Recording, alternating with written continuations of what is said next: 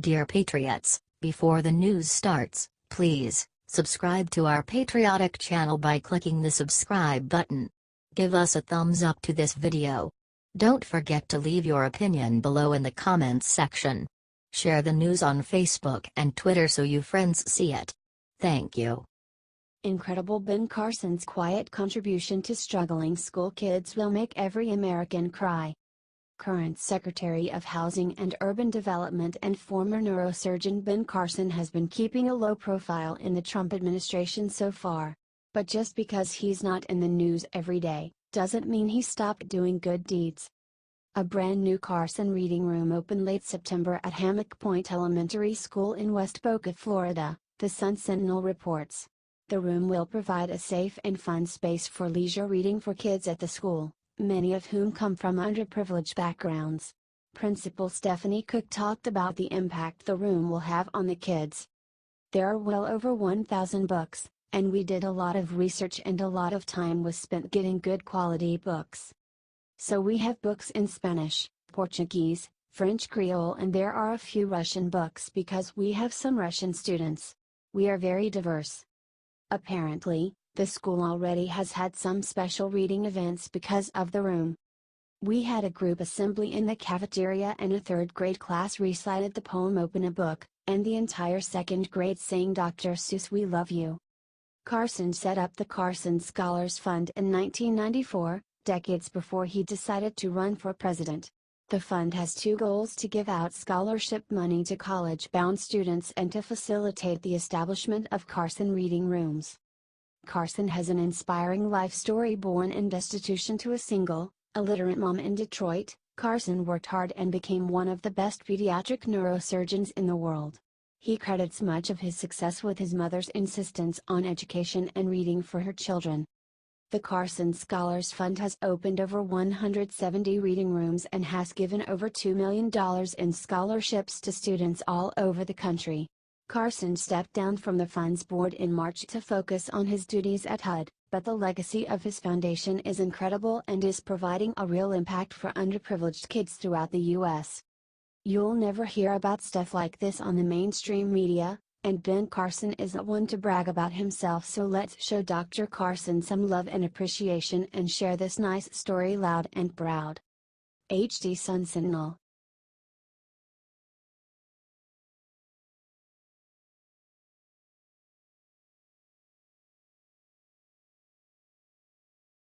Sarah Sanders just humiliated top Clinton aide with one word that's making Democrats panic. Don't mess with Sarah Sanders. The White House press secretary just posted an epic takedown of Hillary Clinton's former spokesman Brian Fallon. This criticism comes less than a week after the Washington Post revealed the Clinton campaign and DNC were the funders behind Fusion GPS's salacious anti-Trump dossier. The dossier claimed, among other things, that the president was videotaped bringing hookers to a Moscow hotel on a business trip before he was president. These claims have never been substantiated, and President Trump has vociferously denied the accusations. Rather than distancing himself and his former boss from the accusations, Fallon doubled down on Friday in an interview with the Washington Post. Fallon said he was damn glad Democratic lawyer Mark Elias helped set up the deal with Fusion GPS. Mark is known as one of the most skilled professionals in Democratic politics, in addition to being the party's top election lawyer.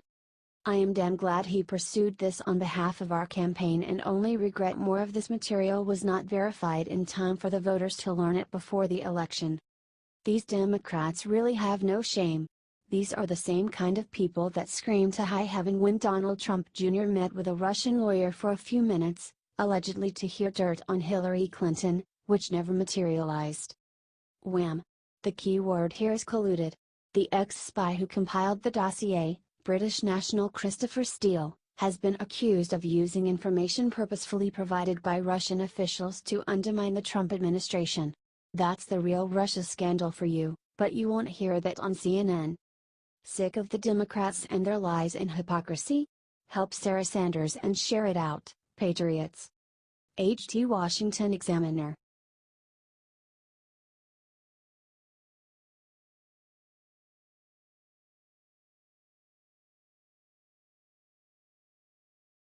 After Melania gets bullied by the press, she shuts them up with one word. Melania Trump came under attack by CNN this week, but she shut them down in the classiest way possible. Earlier this month, Melania kicked off an anti-bullying campaign called the Week of Inclusion. Almost immediately, the media began bullying her about her anti-bullying campaign because they think her husband is a bully. Ironic stuff, and totally unfair. Melania's efforts are noble and so is she. In response to her campaign, CNN asked Mrs. Trump if she had any right to fight bullying because, according to the network, her husband is the best example of bad behavior. In response, Melania sent her communications director in with a one-time word response. No. And that's all. That's really necessary. Melania is her own woman and shouldn't have to answer for her husband. The media should applaud her efforts, but they're too busy tearing her down because they hate the man she married. Comment stop bullying Melania and share if you support our independent First Lady.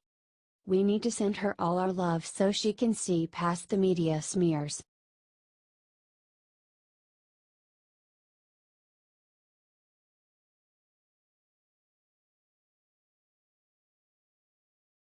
Even Trump admits this latest tweet of his is not presidential. Donald Trump just did something not at all presidential, but he doesn't care.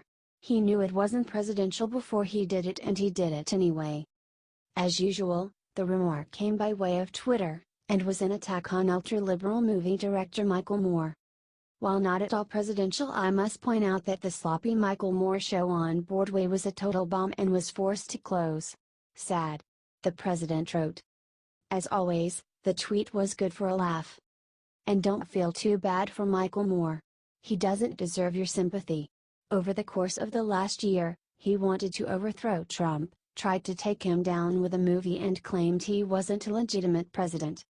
Oh, and he also thinks Trump will win a second term, proof that he's more than just insane. He's terribly confused. Trump, however, knows exactly what he's doing. He's attacking a liberal idiot. Even if it's not presidential, he's going to do it. And that's hilarious. Comment I love Trump and share if you love our unpresidential president. We're lucky to have a commander-in-chief with such a good sense of humor.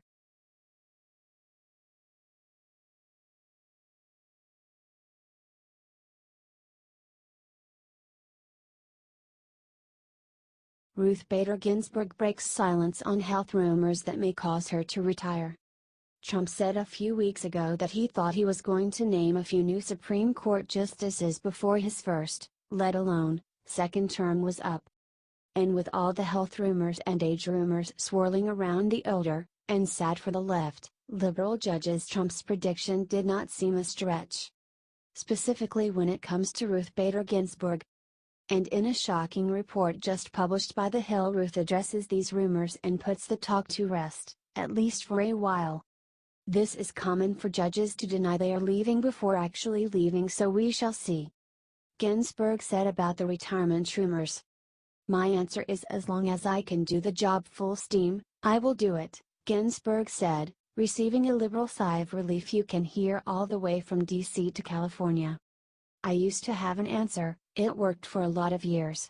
It was Justice Brain Diaz. When he was appointed he was the same age as I was, 60. And he stayed for 23 years, so I expect to stay at least as long. Well, now I've passed Brandeis, I've passed Frankfurter, she added. I doubt that will stop the rumors around Ginsburg, who is 84, such is the culture in Washington.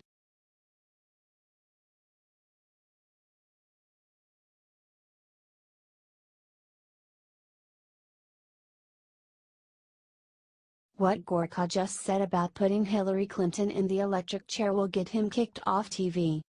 Former Deputy Assistant to President Trump went on Sean Hannity this weekend to talk about the seriousness of the crimes that Bill and Hillary Clinton are alleged to have committed. Sebastian Gorka, if this would have happened in the 1950s, there would be people up on treason charges right now. The Rosenbergs. This is equivalent to what the Rosenbergs did, and those people got the chair. Think about it. Share this out if you agree with Sebastian Gorka about Hillary. We are a nation of laws and we need to punish everyone equally under those laws, even elites like Hillary Clinton.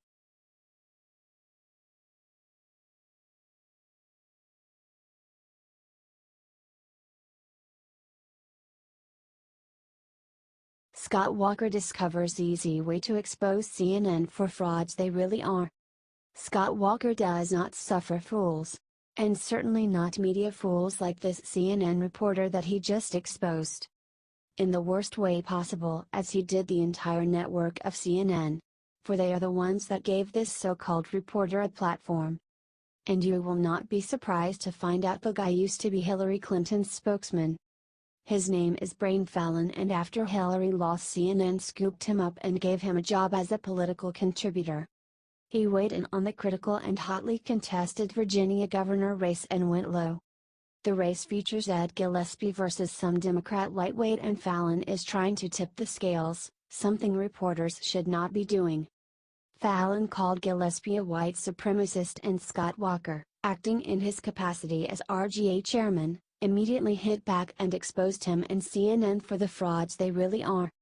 Brian Fallon's attack on Ed Gillespie is shameful, disgraceful, and has no place in American politics, said Scott Walker. According to Breitbart, Ralph Northam, Hillary Clinton and CNN should immediately denounce Fallon's blatant attempt to score political points from a tragedy, and CNN should question whether it serves the network and the viewing public well by giving a microphone to Fallon's hateful rhetoric. Correct. This is a disgrace and they owe this man an apology. And frankly, CNN should be more ashamed of themselves than usual, for they cannot hide behind journalism on this total hit piece. They have been exposed. Share this if you agree.